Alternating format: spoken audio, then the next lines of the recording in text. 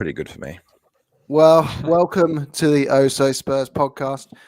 Don't worry, we're not going to be too pessimistic. We got to be honest here. That wasn't a great performance, was it, guys? That was I think it was just the lack of forward play that was meaningful, i.e., that was the forward play was non-existent. And by the way, apologies for my different background than normal. I am watching it at my brother's house in a bit of a makeshift setup today. Okay.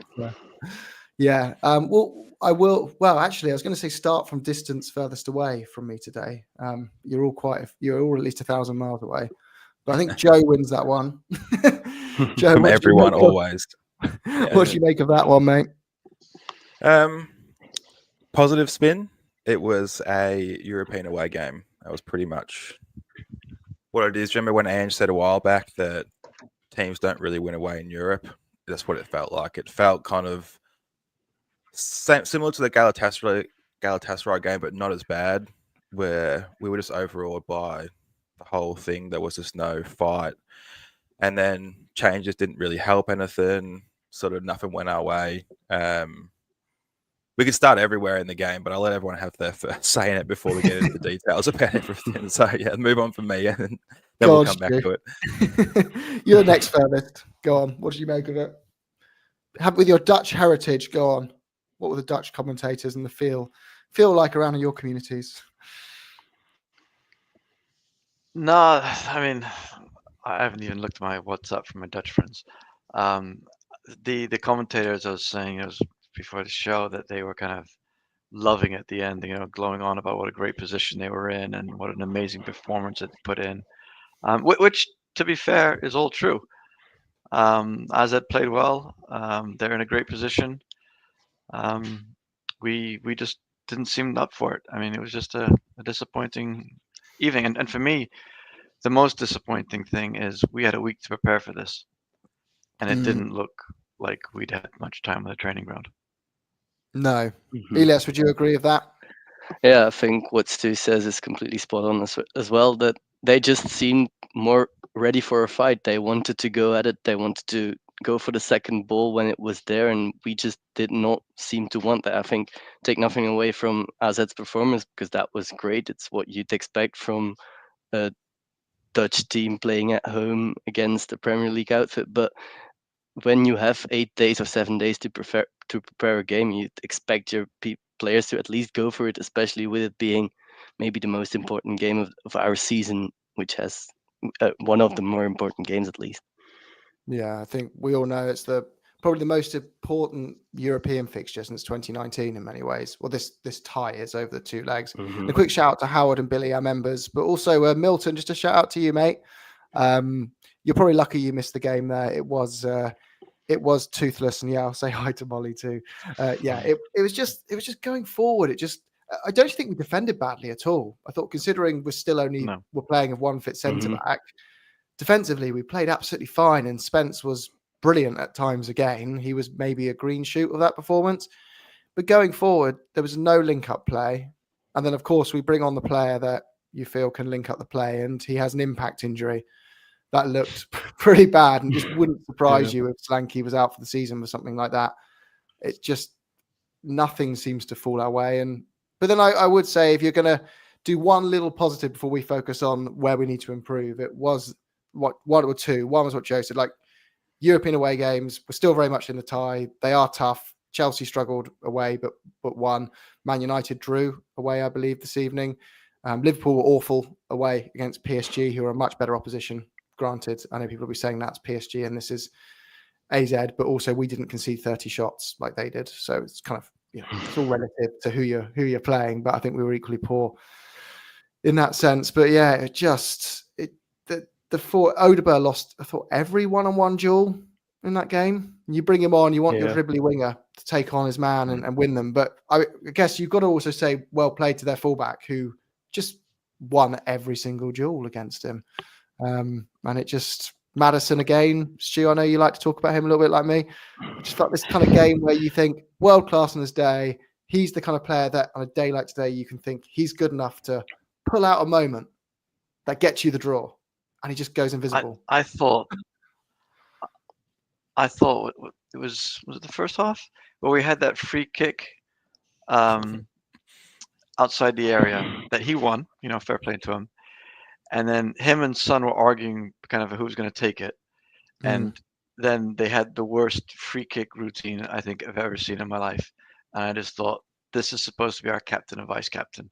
This kind of sums up an evening for us. And that comes down to decision making, doesn't it, as well, in big games, just not having leadership on the pitch, I guess. Very, very disappointing. Joe, were you surprised not to see Romero come on, talking of having some leaders, or even Van de Ven? I just don't think it would have made a difference to that game. You mentioned earlier that defensively we looked all right. I mean, they had more chances than us, but none of them were really like clear-cut chances. I think was Parrott offside for that? I don't know. They didn't really go and check it, but he could have been offside for that one-on-one that Vic saved. But other than a few balls bouncing around the box, their winger had a shot that Vic saved again as well, but nothing crazy where we needed to bolster up the defence. It was going forward. There was one moment that really annoyed me with Bentancur where it was on the 30th minute, and I was thinking to myself, Udogie, Son, and Bentancur have basically not shown up for this game at all. And then Son gets the ball on the wing. I'm like, oh, he's about to score, just because as soon as I thought that, and he kicks it straight into their defender, they turn it over and just walk through the middle of the field. And Bentancur, for some reason, drifts out to hit the left of the field and just kind of goes like this, and just lets him sort of walk through the middle of the field to get a chance. I think that was a Parrott chance. Yeah, I saw that too. Yeah, they were just anonymous for that first half. Those three. I've come to my opinion that at the moment Porro and Spence are our best two backs, because Udogie hasn't been good since he's come back. I touched on a lot of points then. So which one do you want to talk about? I was going to say, I think, did Spence show he's a better left back than a right back as well? Even though he was fine as right back, I thought when he came on left back, he was brilliant. And I think he just shows he can play either side. I did. Oh, lost you there. A bit of signal. We'll get back to Stu in a sec. But one of the questions in here is still Ange highlights the need for a new left back. Yeah, I think Stu was saying as we do need a new left back and a different type of left back, I'd say, to complement the squad. Sorry, Stu, we lost you a bit there with a drop in signal, but I think what you were saying there was highlighting from the start of the season. We did need another left back in that transfer window, and would have made a difference today. Lisa's still Ange, guys. God, we'll answer that afterwards. God, I was going to say just going back to we defended well, which is I think overall true. But if you actually look at the stats, they had 12-7, 5 on target to our 1. But most importantly, and I thought this kind of shows our bluntness going forward, 29-12 touches in the box. I mean, we should not be getting that few going forward. It was just an absolute nightmare. Yeah. Yeah. And defensively, they're not that good that we shouldn't be able to come away with 3 or 4 shots on target today. Still Ange, guys, says Lee. You guys, I'm still Ange. But I do think he deserves fair criticism for that game, to say he had a week to prepare for that. We had more players back. We had enough players back to create 3 or 4 meaningful chances in a game like that, and we didn't. So I'm not going to blame the players for that, because, well, you have to blame the players a bit for it, but you have to point your finger at the manager a bit as well. So we definitely got something wrong, and tactics are one of those things we got wrong. I'd expect in a game like this, when you, like you said, you've got a week to prepare, you'd expect to maybe see a few patterns on the pitch in attack as well, because I feel like we almost every time do the same thing when going forward, and I don't think that's necessarily on the players. It could be on the coaching staff as well. I don't know, but I feel like that's an area we really need to improve, because like we've seen today, the fact, like Stu said, we ain't getting the touches inside of the box is because of our build-up play coming from the midfield, maybe even starting in defense, isn't up to standards to get through the press or the low block, whatever it might be. And I think that's something where you can blame Ange, because that should be trained upon, especially when you've got a week's training after a long time of not having that. So, yeah. Agree. Well said. Gerard says, regardless of the manager, surely minimum we can expect from the players is a modicum Modicum, am I pronouncing that right? Non-dyslexics watching, I hope so. Of effort and urgency. Agree. There just was. I know this thing. One thing that's frustrated me is you get before the game I was watching the pre-match build-up, and it was again the same commentary. They only play one way. They only overly press. They leave themselves exposed. And I was like, we definitely didn't go in and overly press that game. I think one of the problems was we didn't do what Plan A is, which is really intense football, fast football, attacking football. That felt like the kind of performance you'd expect, almost like a Jose Mourinho team to put in, where it was like very passive, really slow down the play when you're building out the back and try win something off a set piece of a cross. So yeah, it was disappointing. Sander, I want Hato wins so bad. I think a lot of people do. He's going to cost too much. We're just going to go through our members' questions because we've got quite a few in today. So we'll prioritize those. If you want to be a member, it can be for as little as $1.99 a month. Sign up and help the show grow. You'll have an episode nearly every day coming up with all our new formats. Regardless of whether we go out or not, we still want to keep. Ange says, Billy, I'll let you argue with people in the comments about that. I think we're still in the point of, if this is happening 6 months into next season, there's no excuses. But right now, let's see how things go when we have a defense and a fit striker on the pitch, because you're missing your back line and your front line. Things do get a bit messy, but I still think we should have done better regardless today of that. Guys, Sonny though, he gave us a glimpse of his best. It was back in the league, and he kind of went back to his old self. He had that. Do you remember that chance he had? He ran in, beat his man. I thought, here we go, Sonny special, and then ballooned curling it in, and then yeah. I was up for that one. I thought, guaranteed this is a goal, and then Sonny, what have you become? Nah, 33 might be what his answer is. That's what it is. Yeah. I feel you, Sonny. My knees are going as well at your age. It's sad now that the older players in our team are still now younger than me. I've hit that age. Yeah. The manager's younger than me now. Oh, that's bad. That's bad. I used to tell myself I can still make it. I'm like 25. I can still, if I really wanted to, I could still make it as a Premier. No, it's long gone. But I do agree with kind of Billy then. I'm not sure we'll smash them at home easily, but I think we're very much in the tie, which is if we win this like 2-1 at home, 3-1 at home or 2-0 at home, suddenly you don't think back and care about the first leg. You're through. Well, we didn't think back and care about the run to the Champions League final when we were in it, did we? Because that was we were lucky to get through most of those games in the Champions League run. So let's just hope hindsight's in our favour when we're in the final, that we don't care about this 1-0 loss away. Yeah, to a team that played well. They defensively they were fantastic. Pressed well. They made it hard for us to get out. When we got into their final third, they were all compact and solid. They were very good in what they were trying to do, AZ. So yeah, there was a comment before saying we're not going to give them credit. I will definitely give them some credit how defensively strong they were, and they nearly took a couple more chances. Completely agree. You can't always make it about yourselves. It's not all about you. I mean, we called it in the preview that their right back was one of their best players, and I think he showed that today, that no one on our left-hand side could get past him. Solanke getting hurt was worse than the defeat. I actually kind of agree that was almost more of a blow. I felt more gutted. Like going out this 1-0 without any injuries, I think, okay, we can still keep building here. We can get, but losing Solanke was just epitomised the season. I just kind of feel like that one's just going to end up being a knock.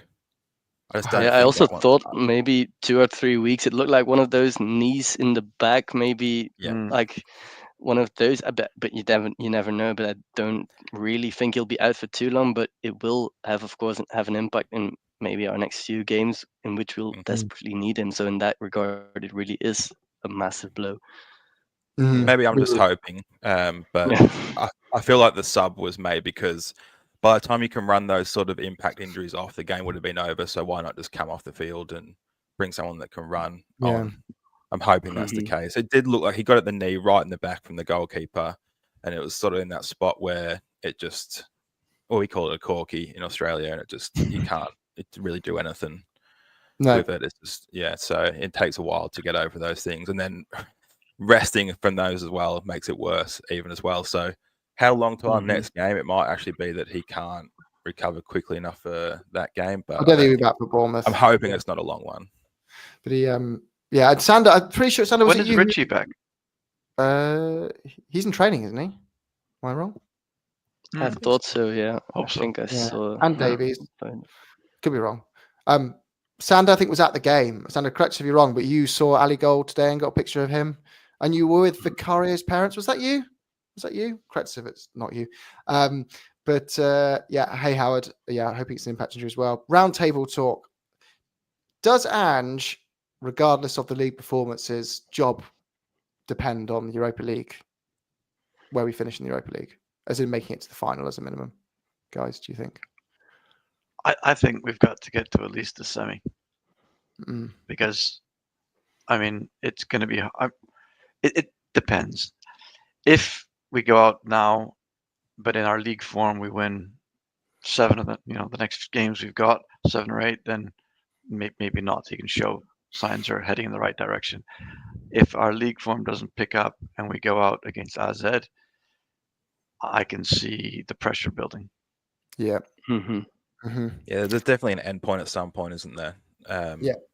And even though I think that all of us want him to be our manager, but we want him to be our manager and succeed at the same time too.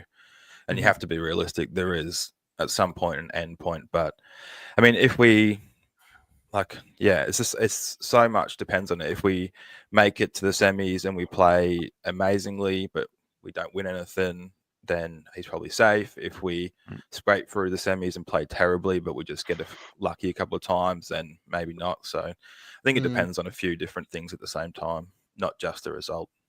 Yeah. Mhm. He himself has said Agreed. it's the injuries and said it's the players missing. So if they come back, Yeah, and you're in I think the last 5 games of the season, we're all expecting, right, everyone's back and they've all had a few games fitness. If we're not playing better, then you can't keep blaming the squad and the players, because they are good enough to be in the top 6 of the Premier League, and they're not playing like that.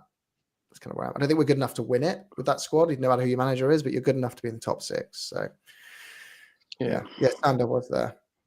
Sander, what was the atmosphere like? It did sound pretty hostile and pretty good there. And hey, N17 Stu, always good to see you on, my friend.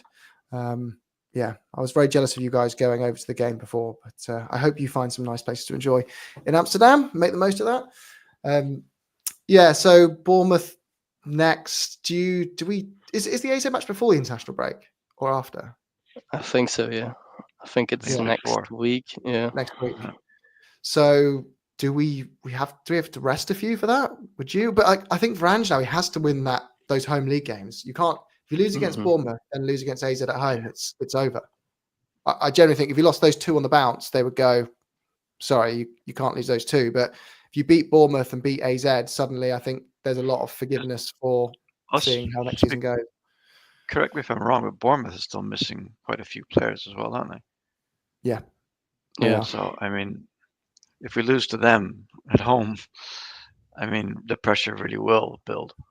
Yeah, it will. And they're the type of team you hope to beat. Go on. I think to come back to your question, do we rest a few players? I don't think it's really about resting. I think in a lot of areas of the pitch, we've seen players come back. Now, okay, Solanke's now back out, but I think it's just about rotating a bit, and that will keep the players fresh enough, I believe, for the game next Thursday as well. I don't think he's really in a position to rest a few players, but if he now decides to not play Madison this weekend and play Sarr, for example, or goes with Bissouma instead of Bentancur, I don't think that's really resting. I think it's more rotating because of the options he has available now. So I think that's more the case. I do agree with Stu at the start talking about Bissouma. I do think he was needed there. That midfield just was getting sliced through like butter, and he would have made a difference today. By the way, all of you watching, there's at least 200 of you. I know some of you watching on X, so that doesn't count. There's about 400 of you watching now. If 53 of you subscribe, we will hit 5,000 on the stream. So do it. Like and subscribe. You don't have to like it. Just subscribe. You can down like us and subscribe. But do us a solid. Go on. Hey, in a coma. Good to see you, my friend. And Jellybean, of course. How are you? Our second ever member. Now one of over 100. Well done, mate. Thank you very much. Half of our away fans were stoned out of their mind. Our atmosphere was quite weak. Sander was there. He just tuned in. So fair enough. Maybe they're on. Yeah, actually, I won't go down that thing because the algorithm won't post this video otherwise. But yeah, AZ will always say, but they're not rubbish. Like it's the manner of the defeat. I hate that saying, but it's true. Like it's the losing 1-0, but having a few good chances and thinking you could have come away with a draw is kind of what you expect in those games, or coming away with a draw. But we just didn't lay a glove. We didn't even look like we swung, apart from the last 5-10 minutes. Mm-hmm. What worries me is Bentancur has got himself obviously suspended for the next game. But who are we going to play in his place? Because as I said before the game, I would have preferred Bissouma in there over Berval. But when he made a change, he brought Sarr on. I'm wondering, is Bissouma pretty much been kind of cast to one side, or will he get a chance? It's hard to say, isn't it? Evidence probably says it might be towards the end for Bissouma, hey? Mm-hmm. If he's not that choice to come on. 28 years old, going on 29 this year. I think that's... But I think I'd sell him in the summer, but I think right now we needed him to add some weight to that midfield, because I think, Maddison and Berval together, I think, as I said before the game, I just think they're too light. Yeah. Mm-hmm. I think especially next Thursday, we really will need him with no Bentancur, because your options are looking pretty slim with no Kulusevski available to fit into the middle as well. I think you really need him in that game. I also agree with the fact that his career is possibly done. Let's keep it at Tottenham, and I think Ange has also talked to him about that leadership role before last season actually, and he hasn't fulfilled maybe what Ange expected of him. But I do think he'll call upon him to play next Thursday. I think that's necessary. And big shout out to Sean quickly, guys, who's kindly donated to the channel. Thank you so much, Sean, the Gooner Slayer. If you didn't know, Sean has just married Beyonce. Sean the legend. He's got her credit card, and he keeps the show going. Isn't that right, Sean? I think that's what you said. We won't fact check you there. Absolutely. A better and younger Beyonce is what you said, isn't that right? And richer. So thank you, Sean, for keeping the show alive, my friend. And are you in your fancy dress today? Good to see. So who else we got on here? Dirty Sanchez. No grunt. The midfield is definitely an issue. Even when fit, we definitely lack the right players in that midfield. The dynamic's just not right, is it? No matter what pairing we have. With Bergvall, I don't think it was his best game at all today, but at least he was involved. Like that time when he kicked that guy in the leg, that would have hurt so much for that guy. It wasn't. I don't think it was dirty at all. He was just trying to play the ball, and he kicked him so hard in the ankle. But he made a couple of misplaced passes, lost the ball a couple of times. But he was involved. That's why I was so annoyed by Bentancur. He just wasn't involved for the majority of that game. And you're right. Especially Maddison's a bit sort of weak in that midfield, but he does do some things good as well, which is he wins free kicks for us a lot. He does do that very well, which can help when we're trying to progress the ball up the field, especially when we don't have Solanke. I think you sort of need that guy to be able to help transition the ball up the field. He turns well, but you're right in the fact that we were light there, but I'm way more annoyed with Bentancur's performance than I was with the other two guys. Yeah, I agree. I don't think he had a great game. I don't think he's ever had a good game at the 6. I've always said I think he's more of an 8 than a 6. Yeah. Johnny, miss you boys tonight. Spence stood out again. We were so poor. Hey, Johnny, much love. You don't know Johnny. He's normally a regular on here, but he's busy watching the game with family tonight. Praying it's not as bad as it looked as well, Johnny. That's all we can do is pray right now. That we're doing another video on because there was a comment in there, Bissouma and Bergvall as a midfield pairing. Who was that? Robert. I think that's what we're going to do against Bournemouth. No, we will play Bentancur. Surely, I assume it's what we left him on because we can't.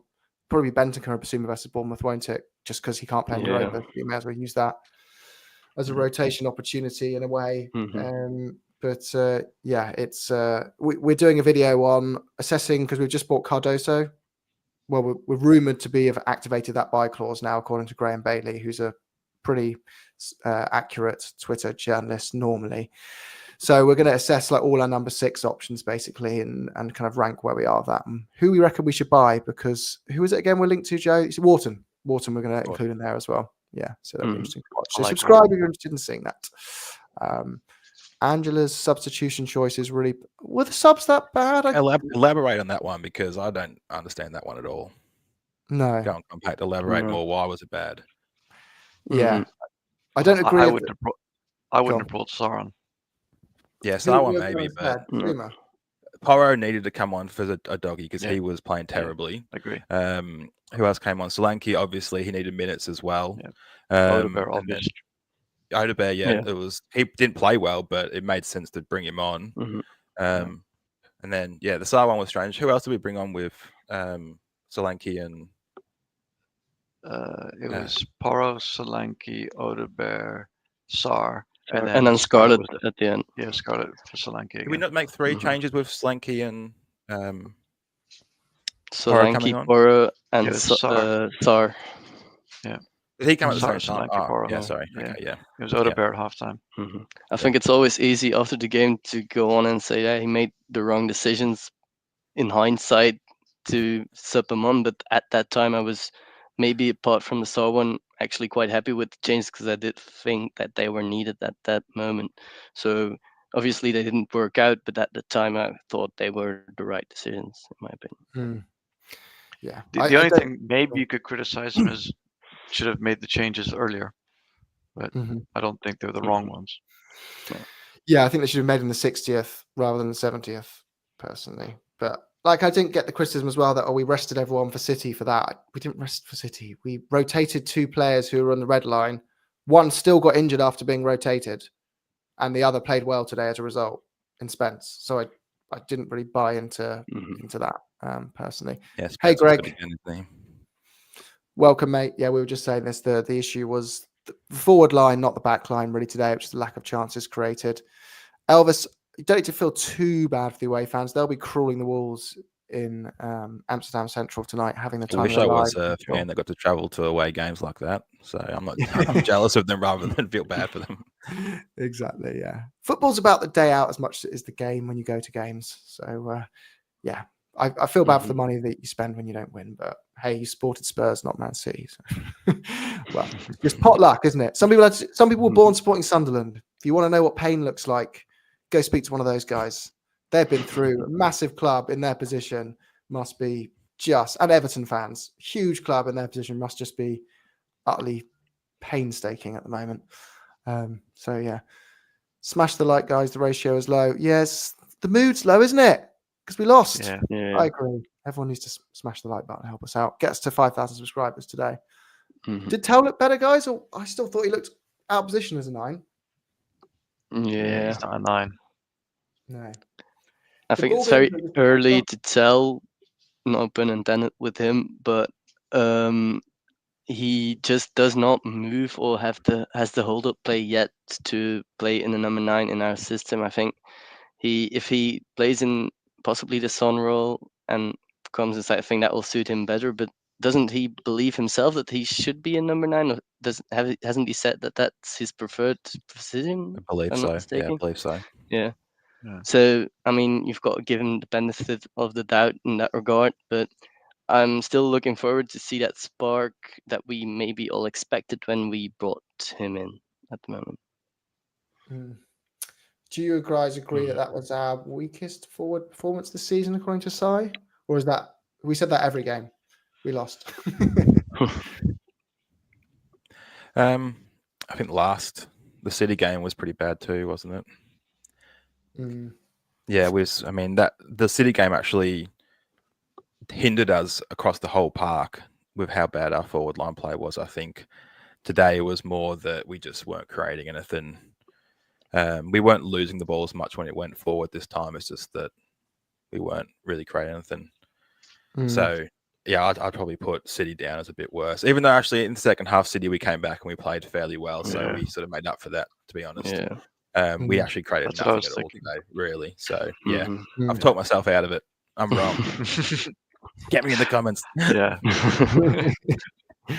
Yeah, the City game, I thought. It reminded me. It reminded me back to the Conte days when we went. It was like 3 games in a row without a shot on target. It was poor. Really poor. Which is strange because we've been the shining light for us this year has been our ability to score goals. I mean, look at our goal difference in the league, and then since everyone's come back fit, it's kind of like no one knows how to play together now because no one's played together yet. So it's like it's a whole new season for us with a new team and a new manager that we have no cohesion up front. But hopefully that is a sign that it can change fairly quickly. I do agree with that, though. It probably wasn't the worst. It was just the most frustrating because it almost felt like a cup final to us in many ways. And because the last 30 minutes against City was so good and all these players are coming back, thought we were going to walk into that and just continue to show the signs of growth we saw against Man City. But we went backwards 2 steps. I think that's a lot of it. I ended the City game with a quite positive feeling because I was looking forward to what the next few games were going to bring, due to the fact that we, in the game, managed to turn our fortunes around, not on the scoreline, but we managed to play a bit better as the game wore on. And I think today we just didn't even get into first gear to try and change something. I think that's more frustrating. And I think that's why this game today was more frustrating than the City game. So. Well, Bergvall in the 10 then, I guess, is going to be our only option versus Bournemouth. Well, if we're going to mix it up a bit. But I think Maddison's our player. That's a game he does play well in. Bournemouth, in just show up and then disappear in the home leg against AZ. But anyway. I like the Archie shout, though, because of the fact that we have 3 centre-backs now that are fit. Or fit enough to. I mean, it would make sense to give at least one of those, Romero or Van de Ven, and plenty of minutes in that game, even if it's just 60, and then switch one of them off for the other one, and then that maybe frees even during up. half time. Yeah, that would make sense. So that can free Archie up to. I mean, at this stage, it's clearly to me our biggest weakness. When you look at balance of the team, is that 6th position, them being out of position or whatever it may be. I mean, we've had a couple of games now in a row where scoring's been a bad performance, but across the season, I think that's our biggest weakness. So I would just love to see him, and I think everyone would love to see him have a chance at that 6, and he hasn't had the ability to now due to injuries. But he might not be suited for him. He might not be ready for the positional awareness of that and what demands take of being that 6. But we'll never know until we see it. But I would love to see it, to be honest. I think I could be wrong, but I don't think he's been even given a shot to play the 6 yet this season. No, even a pre-season. Left back, no one right was in back, a pre-season either. Yeah, he's played left centre back, right centre back, and that's the one thing I think. You're right. The positioning sense of the 6 is really important, but I think the fact he showed this season that he was able to play as a centre back, having never played there before, that he's probably intelligent enough to be able to play the 6, and I think that's the one thing that Ange really needs to give him a shot, because that could be the solution to what we're crying out for. Well, you've been right on your 2 predictions and what Ange should do so far, Stu. So I'll give you benefit of the doubt on that one. I do agree with Reece, though, like just not having Decky there to hold the ball up and link up play. Really realised how much you missed him today. Big shame. Can I just say it was kind of weird to say, but Parrott showed what we were missing. Actually having a forward who could hold up the ball and play it off and things like that. And I was thinking the best forward on the pitch was someone we were happy to let go. True. Yeah. Ronnie, I do want to get back to your previous comment that you said Bournemouth are going to smash us and we would still be happy. Like, mate, I get you're really annoyed. We are too. But you act like, because when we're not like getting really angry that we're not annoyed or upset. Like, we are really annoyed we lost, just to be clear. Like, I find it funny that you see these comments when we lose. It's like these people are sitting there. I'm not going to say anything until we lose because this is my chance to shine, and I hate everyone. Like, what like, it doesn't mean you're going to get smashed by Bournemouth. We weren't very good. Doesn't mean you're going to get smashed by Bournemouth, and doesn't mean you have to just only look at everything bad. You look at what was bad, and you look at what was average, and you look at the few minor things that were good today, which were pretty much only Jed Spence and Archie Gray again, I thought, and Danso were very good. As was Vicario. So basically, our defense were decent, and everything else was pretty damn poor. That's our forward line that was really poor today. Also, there's only one team this entire season that smashed us. One. We've only lost by more than one goal once. Yeah. So let's kind of cool our horses here. Yeah.